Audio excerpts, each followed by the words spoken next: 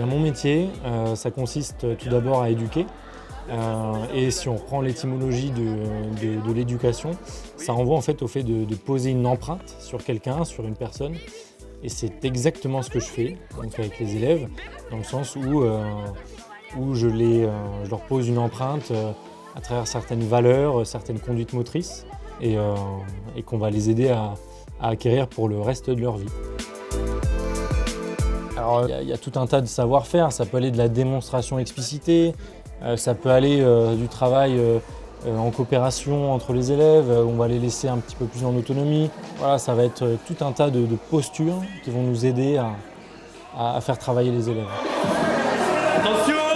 Alors, je me suis convaincu par l'expérience en fait que la joie trouve sa source dans le mouvement, que ce soit dans le bonheur des interactions sociales, dans l'activité, que ce soit après un effort ascétique maximal.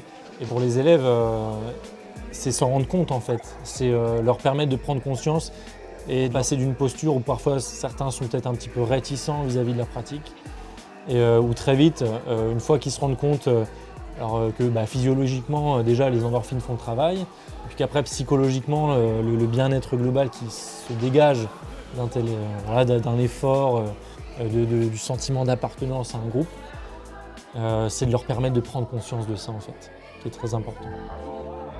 Je pense que la valeur de bienveillance est peut-être celle qui, à mon sens, est aujourd'hui au centre de l'enseignement, dans le sens d'une exigence pleine, où on va les amener à sortir de leur zone de confort, on va être attentif à leurs besoins effectivement, mais c'est par cette attention qu'on leur porte qu'après ils vont développer une relation de confiance avec vous et vous rendre l'appareil finalement.